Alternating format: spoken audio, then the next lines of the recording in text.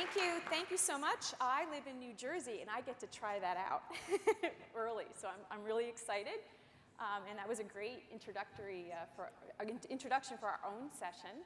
And I am so pleased and honored to have these two gentlemen with me today. Fisk Johnson, the CEO and chairman of SC Johnson, and David Katz, the founder and CEO of Plastic Bank. Now, SC Johnson is in my cabinet at home, Windex brand, Ziploc, Pledge for all my antiques. What I wanted to do was, first of all, thank Fisk for being here, because he just flew in from Indonesia, so another person, world traveler, getting here. And he was on a field trip there, and I thought of no better way to get this panel started to have this video played from last weekend, actually, 2 days ago. So please play our video.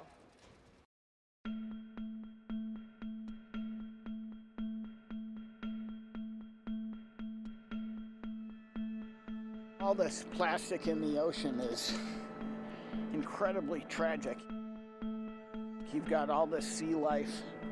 You've got plankton eaters like mantas that have to navigate through it and potentially ingest it. And it's getting into the food chain.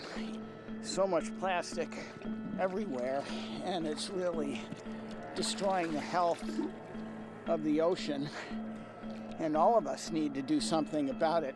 Business, civil society, governments, all have to get together to solve this important issue.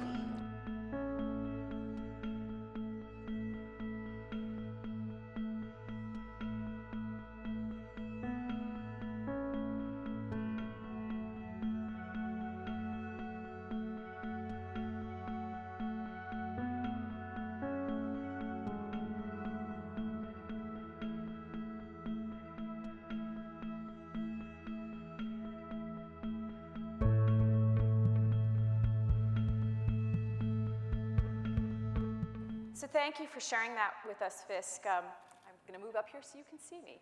I am also a diver like he is, and this is a personal passion of mine as well. And you turned this into a business imperative for your company.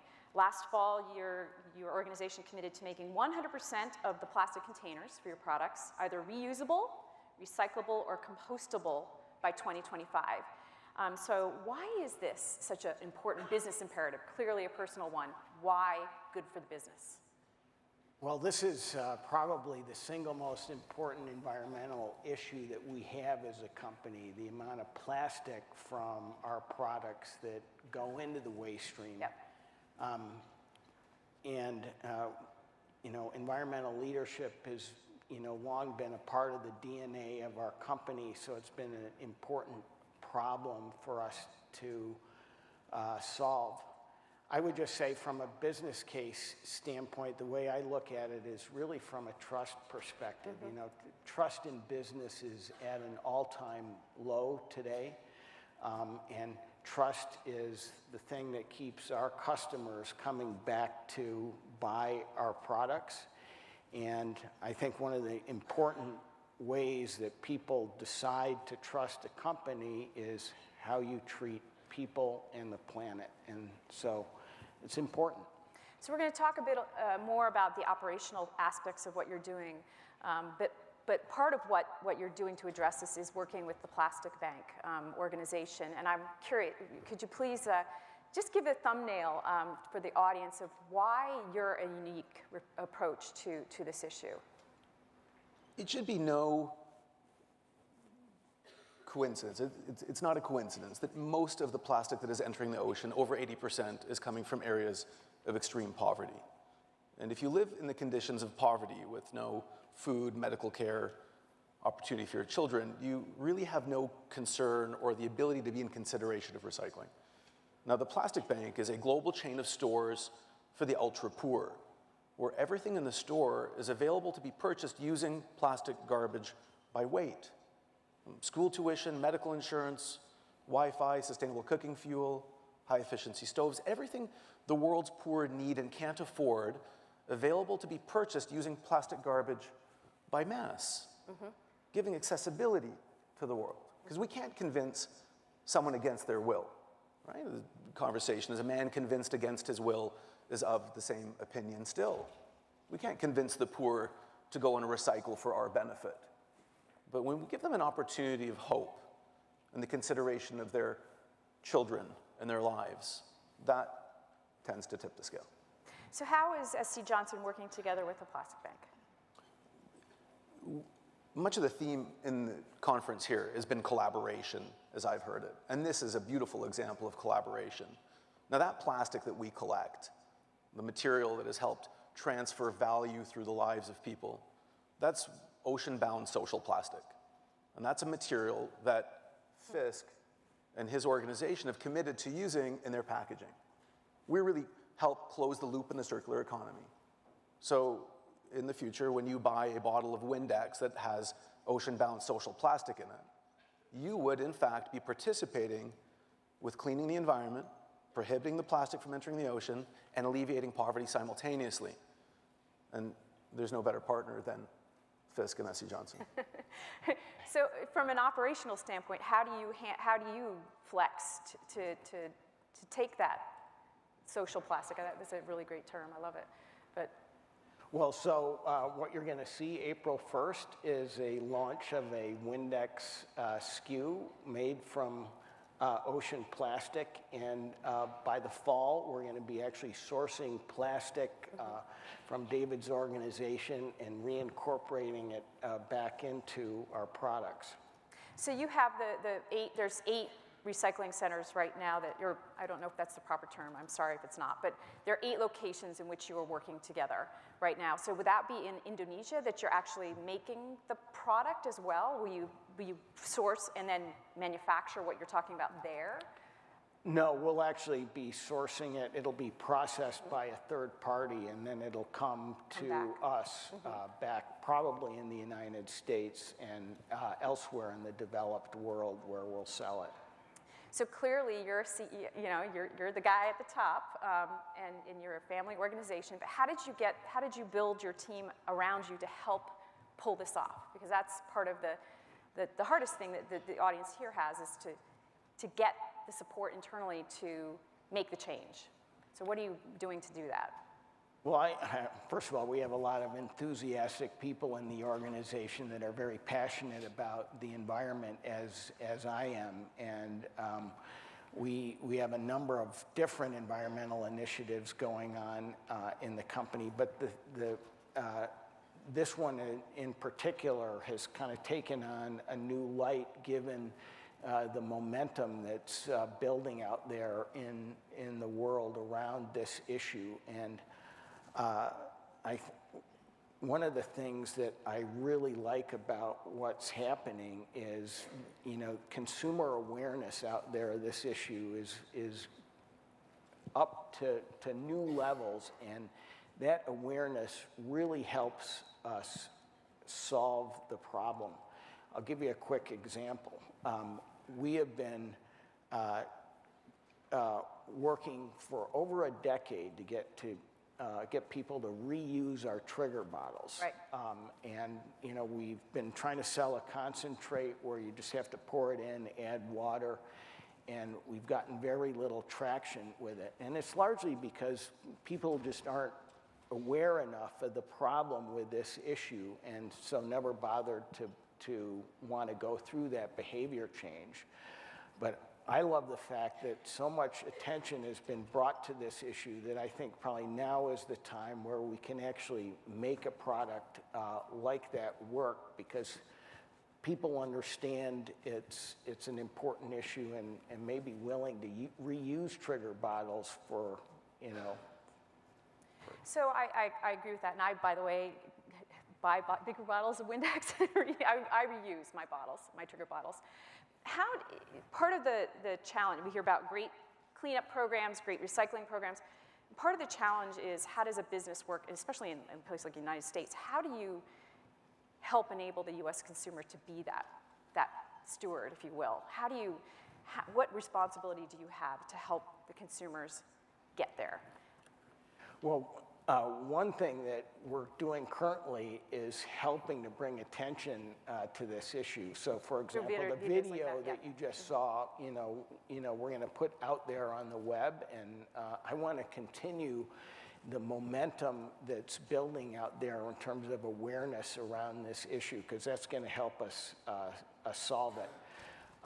You know, it's interesting.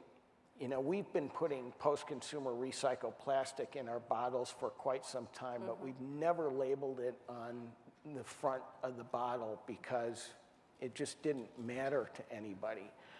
But you're going to see that happening shortly on our products because all of a sudden it does matter and it's going to make a difference in purchase behavior. If I may. You may. One of the great opportunities, and as I've traveled the world, I've always encountered people that put up their hand and say, someone's got to do something about what's occurring in the ocean. And I would argue that what in fact occurs, like many of you have maybe have said that, but I think what occurs is that most people put up their hand and say, I want to do something about it, and I don't know how. And to make it simple for people to participate, like having it within a consumer product that they're familiar with buying, so that when they are purchasing something, it becomes very, very simple. If we can begin to habituate people into looking for those types of materials and packaging that regenerate humanity, regenerate the environment, then that is a very nice, easy path and a beginning for everyone. That's what's occurring. What kind of impact do you hope to make, Fisk? From our partnership? Yeah. You know, I need to tell a little story to answer that question because, you know, when I was in Bali this last time, I spent a day with David's team there, and one of the things that we did was visit some plastic collectors there that are not a part of David's network. And you know, it was a very heart-wrenching experience because these people live in abject poverty, and they are absolutely beholden to the middlemen who buy this plastic from them. I mean, it's almost the equivalent of modern-day slavery. I mean, they're in a hole that they absolutely cannot get out of. And the beauty of what David's organization does is that it takes out that middleman. It allows them to pay more for the plastic they collect. They have an e-currency that they use. It's, you know, allows some of these folks the ability to save for the very first time in their life, and it uplifts their, you know, well-being. And, you know, put the ocean plastic aside. I mean, the biggest impact I'd love to see is the social impact that you can have on people in this area. It's true, it's modern slavery. As the community of, well, we don't like to use the words waste pickers, it's derogatory, but that community where so many people want to rely on that community, thinking that the solution would be to help exemplify or help to multiply that community is really exacerbating modern slavery. And within the social plastic ecosystem, it creates business ownership. It's cooperatives where everyone owns the business and gets credit rating and financial inclusion. It's a comprehensive shift in the model.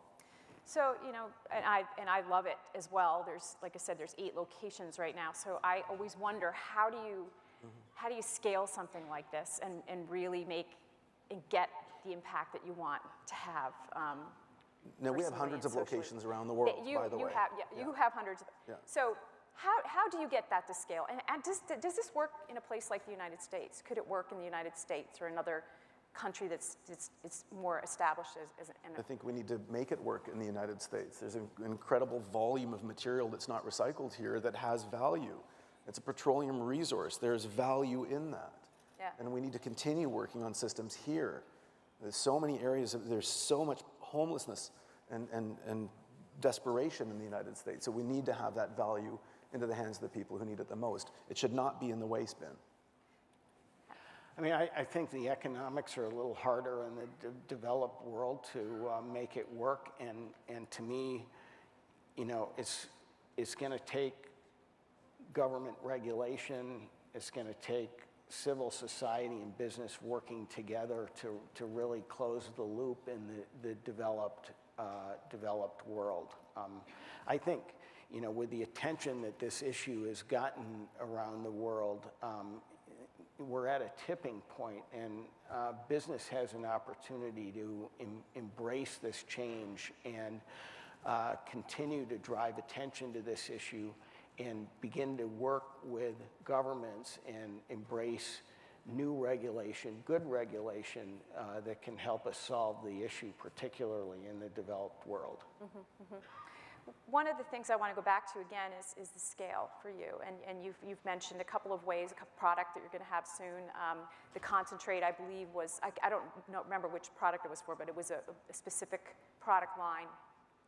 How do you scale it? I mean, is it just a matter of figuring out for one product and then it's easier to do with the others? Or, you know, again, back to that operational question, because that's the thing that a lot of the businesses struggle with here. How do I get this? Well, on the concentrate thing, I mean, the biggest challenge is consumer demand for it. Right. And I think, you know, again, raising consumer awareness of the issue is going to really help create some pull for that kind of product.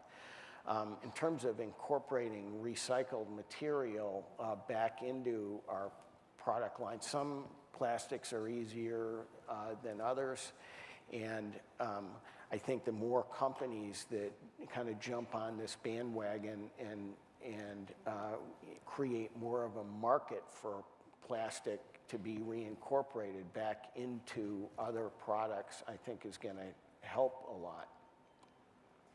So one final wrap-up question is, how do, you know, when you think about this issue, how can you turn this from a problem into an opportunity, right? So an opportunity to include more people, an opportunity to have brand new products that could be good for business.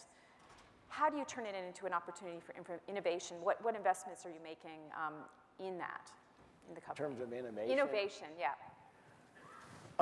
Well, we've been constantly working at trying to reincorporate plastic back into our products. There's a lot of technical challenges associated with that.